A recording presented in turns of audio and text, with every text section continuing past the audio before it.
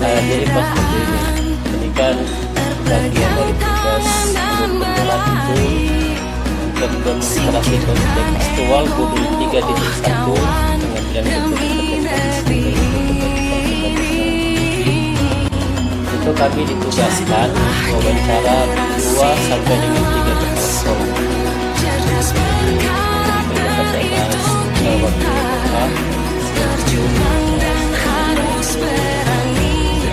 Saya itu bertugas pendidikan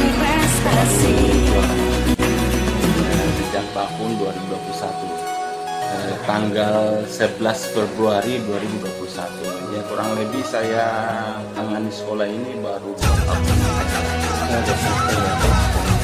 Jadi mungkin nama saya Ibnu Khaldun.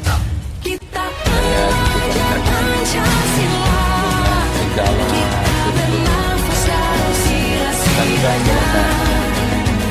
mungkin dari sisi saya tetap membantu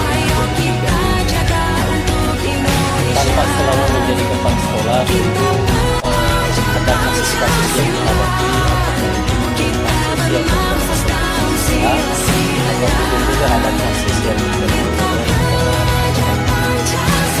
selama Bapak menangani atau menjadi kepala sekolah di Jawa Barat ini, karena tidak dalam menyelesaikan kasus itu diperhadapkan pada dilema. Jelas dalam sebuah instansi pasti banyak ya. Pasti banyak. Kalau instansi itu tidak bisa juga memposisikan bahwa aman-aman saja. Namanya sebuah badan organisasi ada sebuah kasus pasti ada. Dan melibatkan semua unsur di dalam sekolah pasti banyak kasus-kasus yang lain. Di situ ada kasus yang berhubungan dengan individu dengan individu, ada juga dengan individu yang ada di luar sekolah. Hanya mungkin di sini kalau saya untuk melihat kondisi ini, tentu seorang kepala sekolah harus mampu memilah, mengidentifikasi persoalan itu, apakah dia masuk dalam ranah kasus yang berdilematika etikanya untuk pengambil kesimpulan itu, karena ada kasus yang satu benar, yang lain benar itu. Nah, ketika yang benar itulah pengambilan keputusannya paling susah. Yang jelas itu harus butuhkan pemahaman. Jadi dari jawaban Bapak itu saya bisa menangkap kesimpulan bahwa selama Bapak menjadi kepala sekolah selalu ada kasus itu kadang diperhadapkan pada dilema etika. Sudah pasti. Nah, ada juga kasus yang itu nyata benar salahnya, itu di situ dimasukkan dalam kategori bujukan moral. Nah, bagaimana Bapak mengidentifikasi kasus-kasus itu merupakan dilema etika atau mungkin bujukan moral? Kalau saya selalu saya kembali tentang mengidentifikasi dulu kasus itu, seperti apa yang saya bahasakan tadi di awal tadi. Iya, jadi kalau kita mengidentifikasi kasus tadi, seperti yang saya bilang, kalau dia berhubungan dengan ranah hukum, bisa atau tidak, ya kan? Tidak berhubungan dengan kasus, berhubungan dengan peraturan, tidak melanggar norma atau kita dalam sekolah masuk, maka saya identifikasi kasus itu dalam bentuk pemilahan kasus itu, apakah kasus itu masuk ke ranah dilematika etika ataupun dia ranahnya itu adalah bujukan moral. Karena pertimbangan di antara kedua itu pasti berbeda dengan sesuai dengan teori-teori pengambilan sebuah keputusan seperti itu. Iya, kita harus lihat posisinya mana, apakah ini dari sisi benar. Karena mengambil sebuah keputusan itu berat. Ya, bapak-bapak nanti insya Allah menjadi seorang kepala sekolah, karena mengambil keputusan dua arah yang hampir sama jawabannya itu, kita harus memilah keduanya dengan cara kemampuan kita mengidentifikasi. Jadi yang jelas tidak mungkin kita puaskan orang. Nah, karena pas persoalan itu ada yang benar juga itu, tapi dasar kita sebagai kepala sekolah harus berpatokan pada tidak melanggar aturan itu dan kepentingan siapa kita lakukan. Kalau kepentingan bersisa, mari kita bawa. Kenyamanan kita anak-anak di sekolah kita bawa. Tuh, kenyamanan guru-guru bekerja kita bawa. Seperti itu sih. Artinya dari jawaban Bapak tadi, kalau itu berkenaan dengan dilema etika, itu kan ada nilai-nilai kebajikan yang sama, tetapi yang kemudian menjadi keputusan adalah apakah itu berpihak kepada siswa. pada siswa. Tentu siswa yang dimaksud ini bukan siswa dalam skop individu, mungkin skop secara luas. Secara luas. Artinya berhubungan dengan lingkungan yang kondusif dalam lingkungan pembelajaran itu kan sasaran sekolah itu kan siswa. Jadi Seperti itu. kalau hanya membawa kepentingan kelompok individu, kemudian kita tidak memperhatikan kondisi siswa, tentunya itu kenyamanan sudah hilang sebagai sekolah, sebagai wilayah sebagai wilayah pendidikan yang subjeknya adalah siswa itu sendiri. Oke, jadi kita sedikit ingin mengkerucutkan di persoalan kasus dilema etika. Nah, ketika Bapak diperhadapkan pada kasus dilema etika, bagaimana Bapak mengambil keputusan di sekolah Bapak dari kasus dilema etika itu? Memang kalau posisinya benar yang satu dan benar yang lain, apalagi berhubungan dengan antara guru satu dan guru yang lain, ya, itu memang pertimbangannya sangat ya membutuhkan pemahaman dan jelas tidak mungkin memuaskan orang lain. Kalau saya sih cara saya itu tentu harus berkomunikasi dulu berkomunikasi dengan pihak-pihak yang terlibat dalam masalah itu. Setelah berkomunikasi, maka saya harus berusaha menganalisis, mengidentifikasi persoalan itu apakah yang terlibat itu karena apa? Ya.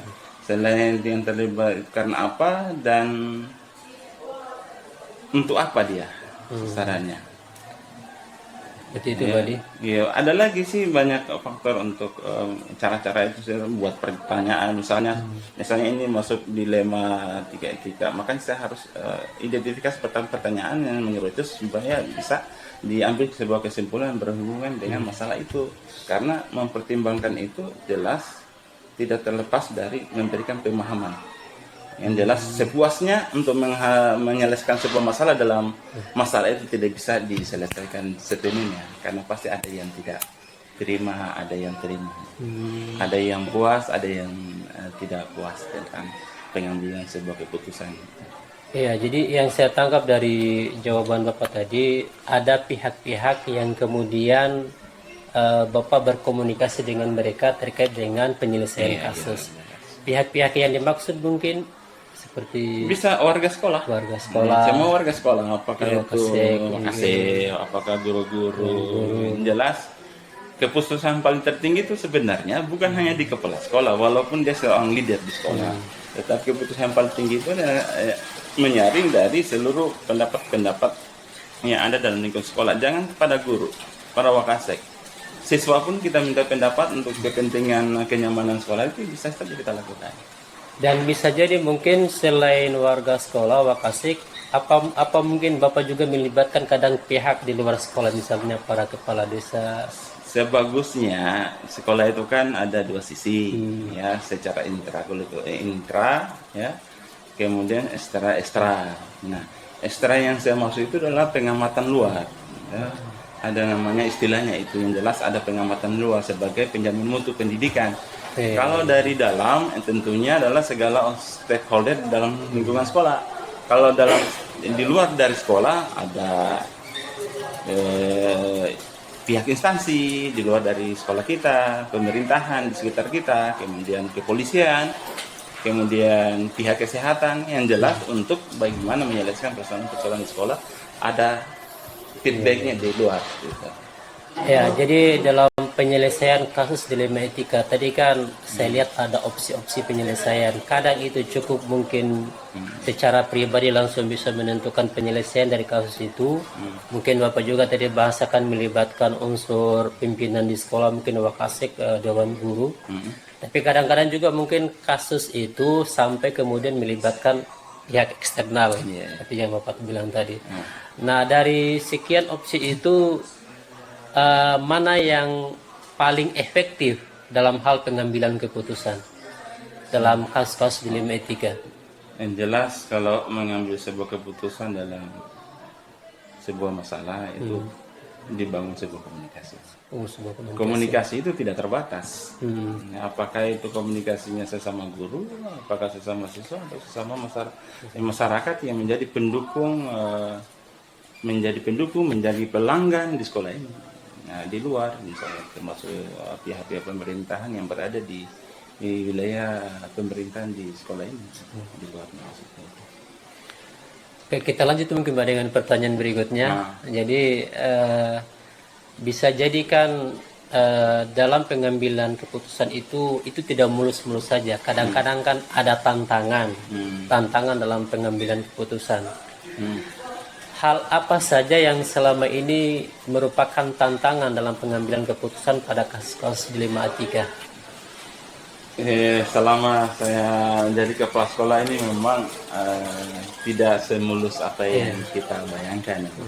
Dari awal saya masuk sampai sekarang, tentu kebanyakan kebijakan yang kami ambil itu kadang ada yang sependapat, ada yang tidak sependapat.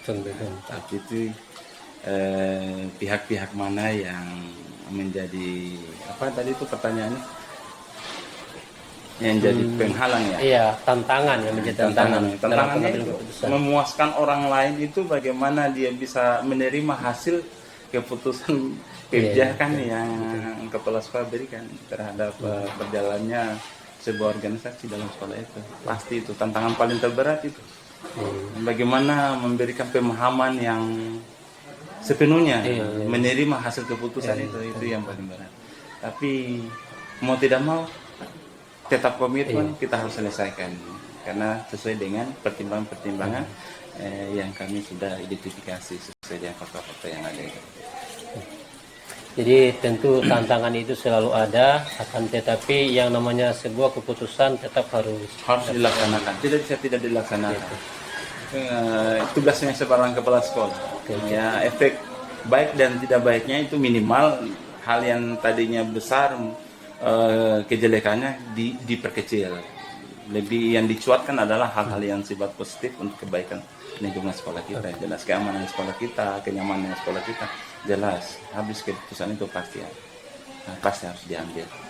Kemudian Pak, kan dalam penyelesaian kasus itu, kasus kaitannya ini kita fokus di kasus dilema etika ini, itu kan kadang terjadwal atau ada sebuah tata kala atau jadwal tertentu.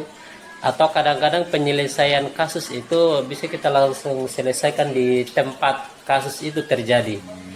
Nah, yang menjadi pertanyaan di sini, bentuk atau prosedur seperti apa yang Bapak jalankan selama ini? Kebanyakan sih saya sebelum menyelesaikan persoalan itu, saya tentu tadi yang ditanyakan jadwal ya. Saya tidak pernah menjadwalkan untuk menyelesaikan sebuah persoalan. Dikala di mana yang paling urgensi di antara semua persoalan dan yang paling berakibat kepada kenyamanan lingkungan sekolah, kenyamanan anak-anak kita di sekolah, tentu itu hal yang paling urgent yang saya ambil. Tergantung substansinya lah. Substansi yang kita mau selesaikan ini kira-kira berefek negatif kah, apakah berefek positif? Kalau dia berefek negatif maka secepatnya diselesaikan lebih awal itu. Lebih awal kita identifikasi supaya bisa diselesaikan secepat mungkin.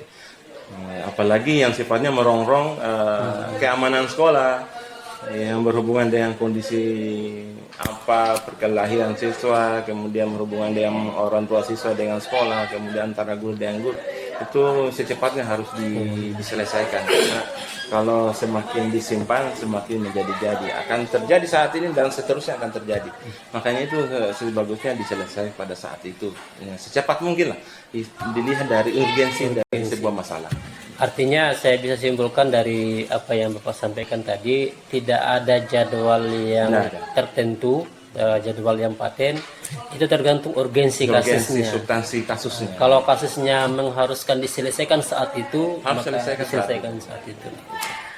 Oke Pak, kan dalam penyelesaian kasus kadang-kadang itu ada hal-hal itu yang mempermudah atau membantu Bapak dalam pengambilan keputusan. Yang menjadi pertanyaan saya itu, faktor apa yang membuat kasus itu kemudian mudah untuk Bapak selesaikan kaitannya dengan kasus dilema etika?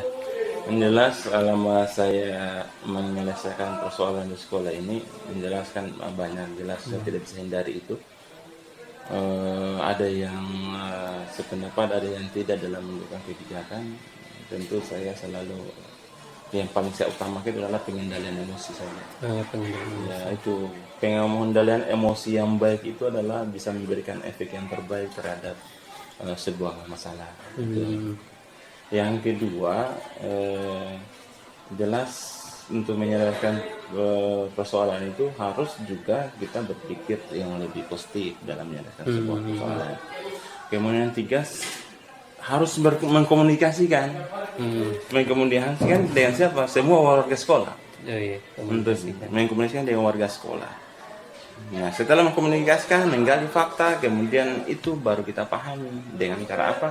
Memahami teori pengambilan keputusan. Jadi teori pengambilan keputusan itu harus kita pahami, walaupun itu adalah mungkin dianggap remeh, tapi itu adalah penting untuk mengambil sebuah kebijakan dalam sebuah lingkungan instansi. Jadi ada 4 itu persoalan. Pertama, kuasa emosi, pengendalian diri. Kemudian yang kedua, mengkomunikasikan persoalan itu dengan warga sekolah. Kolaborasi dengan warga sekolah. Kemudian yang ketiga itulah menguasai teori-teori mengambil keputusan. Ada ilmu intinya, ada ilmu untuk menyelesaikan kasus itu. Ya, jadi mungkin kita tiba di akhir pertanyaan ini.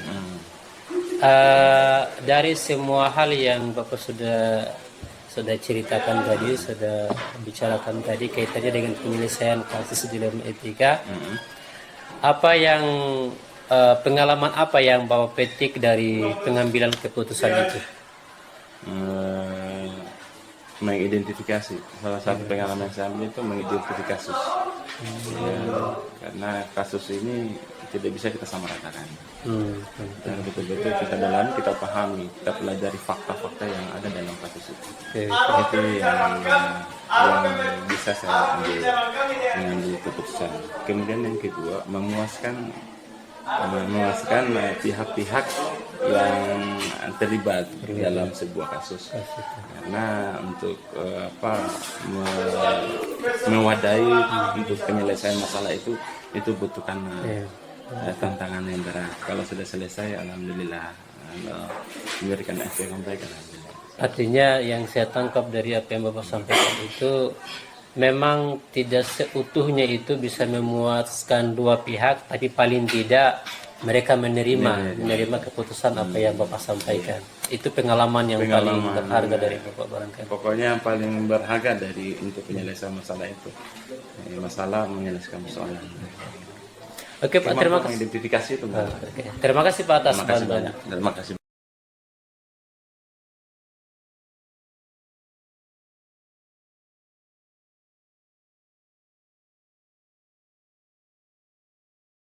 Waalaikumsalam. Ya, jadi ada tugas kami ini dari calon guru penggerak mewawancarai 2-3 kepala sekolah. Tugas di modul 3.1 pengambilan keputusan berbasis nilai-nilai kebajikan sebagai seorang pemimpin. Jadi terima kasih nih Pak atas kesempatannya untuk diwawancarai. Nah, sebelum barangkali kita lanjutkan wawancaranya Pak, mungkin alangkah lebih bagusnya Bapak mungkin perkenalkan diri dulu Pak. Iya. Baik, nama saya Farudin. Saya adalah Kepala SMP 1 Simpu Barat. Yang dulu juga adalah sebelum saya jadi kepala sekolah di SMP, saya pernah jadi guru di SMA Negeri 1 Simpu Barat. Kebetulan sama saya. Ya Pak, langsung mungkin ke pertanyaan pertama. Bagaimana Bapak dapat mengidentifikasi kasus-kasus, apakah itu masuk kasus dilema etika atau itu kasus merupakan bujukan moral? Ya, bahwa di sebuah sekolah atau di lingkungan pendidikan seperti yang kita jalani sekarang ini, bahwa memang banyak kasus ya Kita juga banyak kasus, tapi ada sering terjadi juga kasus yang itu bisa dikategorikan sebagai kasus dilema etika ataupun kasus bujukan moral. Sesuai pertanyaan tadi, bagaimana kita mengidentifikasi kasus itu sehingga kasus itu masuk dalam kasus dilema etika atau bujukan moral. Yang pertama-tama adalah kita melihat dari sudut pandang kasusnya. Dari sudut pandang kasusnya. Ya, kita tahu bahwa kalau dikatakan kasus dilema etika, berarti itu adalah sebuah kasus yang memiliki nilai dua kebenaran yang sama, tapi saling bertentangan. Kemudian kasus berikutnya adalah yang mana dikatakan sebagai kasus bujukan moral. Di sini apabila terjadi sebuah kasus, maka hal yang perlu kita lakukan itu adalah perlu kita mengidentifikasinya dulu. Kita mengidentifikasi apakah itu masuk dilema etika atau bujukan moral. Contoh kalau dia masuk kasus sebagai dilema etika, maka kasus ini akan kita dihadapkan bagaimana cara menyelesaikannya dari kasus itu.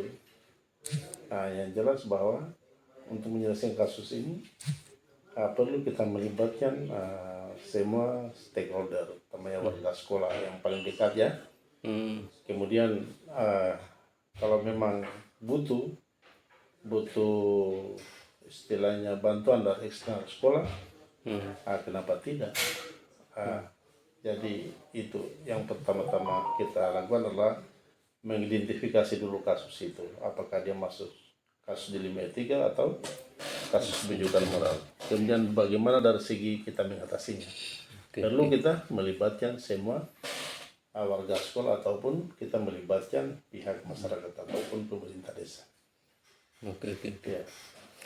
Ya, jadi jelas tadi apa yang Bapak sampaikan bahwa untuk mengidentifikasi kasus apakah itu masuk kasus dilema etika atau bujukan moral, tentu ya harus diidentifikasi dulu, kemudian harus melihat nilai-nilai yang terkandung dari kasus itu. Nah, kemudian bisa memutuskan apakah itu dilema etika, apakah itu bujukan moral. Nah, kemudian nih pertanyaan selanjutnya kita akan kerucutkan, kita fokuskan pada kasus dilema etika. Nah, pada kasus dilema etika, di mana kasus dilema etika ini sama-sama punya nilai kebenaran, hanya saja bertentangan, bagaimana Bapak mengambil keputusan terbaik dalam kasus dilema etika ini? Ya, di sini bahwa dalam menyelesaikan kasus dilema etika, kita sebagai pribadi kepala sekolah, kita memandang dua kepentingan ini jangan saling dirugikan. Di satu sisi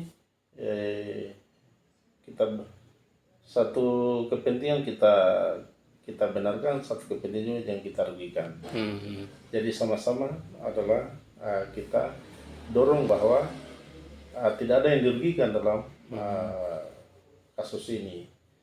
Kemudian di antara dilema ini bahwa masing-masing saling memahami, saling menerima, dan saling memiliki kepentingan yang sama terhadap kasus ini untuk segera kita selesaikan secara bersama. Jadi dalam pengambilan keputusan tentu sebisa mungkin keputusan yang diambil Bapak ambil dalam hal dilema etika itu memuaskan dua belah pihak. Jangan ada yang saling dirugikan. Tidak ada yang dirugikan.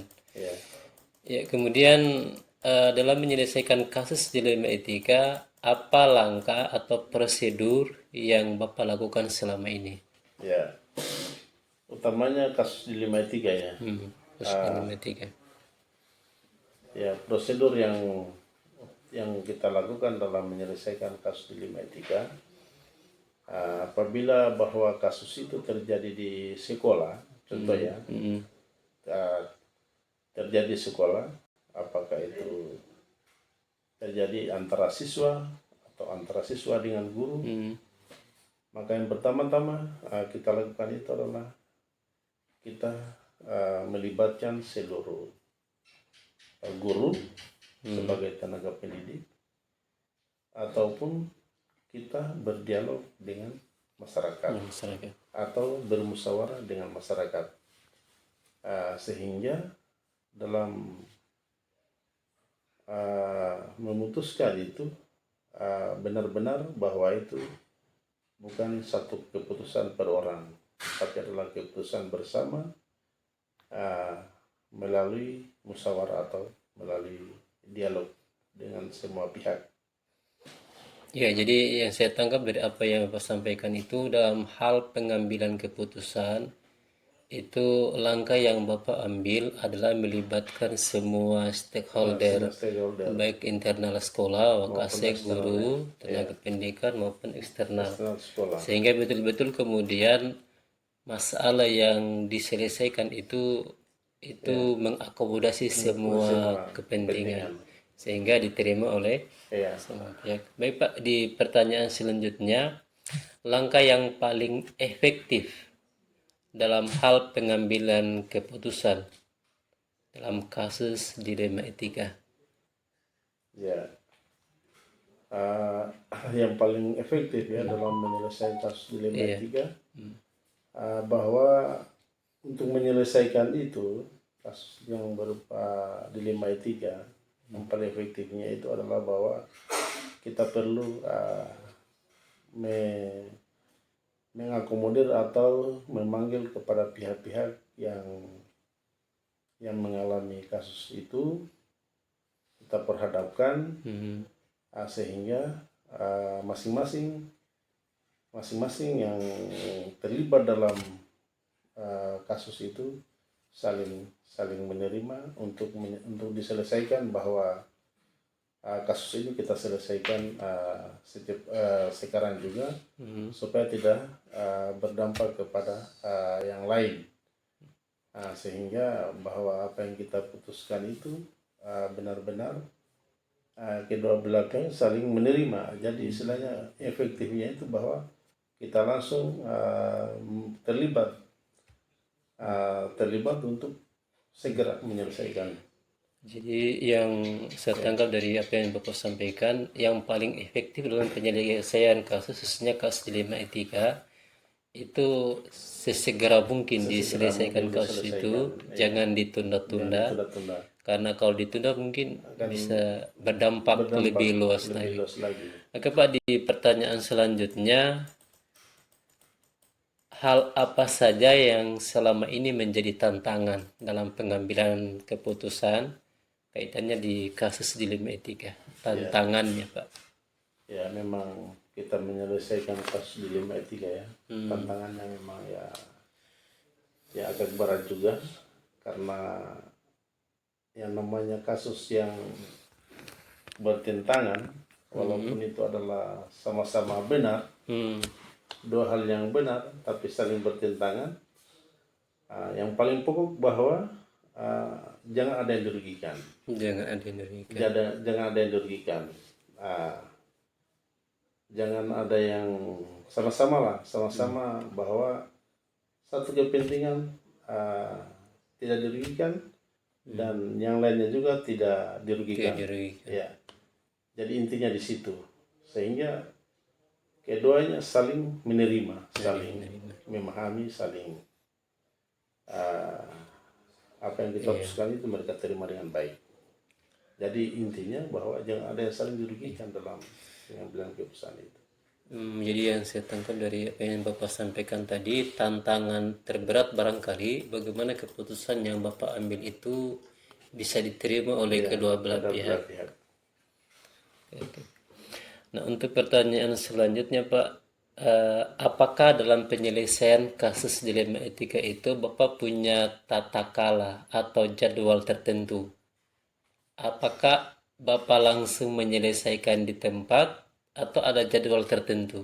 Ya, jadi untuk menyelesaikan kasus yang berupa dilema etika itu tergantung kondisinya ya, tergantung kondisi kasusnya atau tingkat urgensi kasus itu.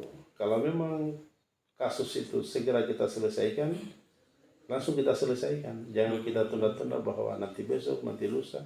Kalau memang kasus itu perlu secepat diselesaikan. Namun ada juga kasus yang sifatnya perlu kita mencari informasi, kita mengumpulkan bukti, kita mencari tahu dulu, kita melibatkan masyarakat ataupun warga sekolah untuk mengidentifikasi kasus ini. Maka itu harus kita punya waktu-waktu tertentu juga untuk menyelesaikan itu, karena kita membutuhkan informasi dulu dari semua. Jadi tergantung kondisi. Ya. Artinya pada kasus tertentu itu bisa langsung diselesaikan di tempat. Kalau itu masalah kasus-kasus yang tidak begitu pelik. Tapi kalau kasus yang itu mungkin sedikit pelik, maka ada jadwal tertentu atau perlu pengumpulan info-info supaya kemudian keputusan yang diambil itu bisa menyelesaikan, bisa diterima oleh semua pihak. Untuk pertanyaan selanjutnya, adakah seseorang atau faktor yang selama ini mempermudah Bapak dalam pengambilan keputusan? Ya, memang dalam mengambil keputusan perlu kita minta bantuan dari berbagai pihak. Apakah itu guru, wakil kepala sekolah, atau semua yang terlibat dari siswa. Nah, kemudian di samping warga sekolah perlu kita minta bantuan ataupun masukan dari pihak luar, pada itu masyarakat, pemerintah desa, tokoh adat, ya itu. Jadi keputusan-keputusan yang kita lakukan itu bukan keputusan kepala sekolah, tapi keputusan berdasarkan keputusan bersama. Ya, sehingga apa yang kita putuskan itu bukan keputusan salah satu pihak, tapi keputusan bersama yang bisa diterima dengan baik. Oke Pak, jadi saya pikir jelas apa yang Bapak sampaikan tadi, bahwa memang semua pihak itu turut membantu Bapak dalam pengambilan keputusan. Nah, kemudian di pertanyaan terakhir ini Pak, dari semua yang Bapak alami dalam hal pengambilan keputusan dilematika, apa pembelajaran yang Bapak dapatkan? Ya, pembelajaran terkait dengan penyelesaian kasus dilema etika, bahwa kita merasa bahwa kita sebagai manusia tidak memiliki rasa kesempurnaan. Pasti kita adalah punya sifat salah, punya sifat keliru. Namun terkait dengan masalah-masalah yang kita hadapi seperti itu, mendorong kita untuk berpikir jernih, untuk berpikir dewasa, tidak selalu mengedepankan sifat emosional, sehingga kita apapun yang kita putuskan itu selalu kita putuskan dengan rasa rasional, ya, yang kita bawa-bawa sifat-sifat emosional dalam menyelesaikan sebuah kasus. Jadi selama ini terkait dengan kasus-kasus seperti itu, kita banyak pelajaran yang kita petik, bahwa kita harus didorong berpikir dewasa, berpikir rasional. Itu intinya. Oke, jadi sangat jelas tadi apa yang Bapak sampaikan, bahwa semakin mendewasakan dalam hal pengambilan keputusan. Oke, terima kasih Pak atas bincang-bincangnya. Tentu ini sangat bermanfaat buat kami sebagai calon guru penggerak. Mudah-mudahan pengalaman yang Bapak bagi ke kami itu kami bisa terapkan kemudian di kedepan hari. Oke, terima kasih.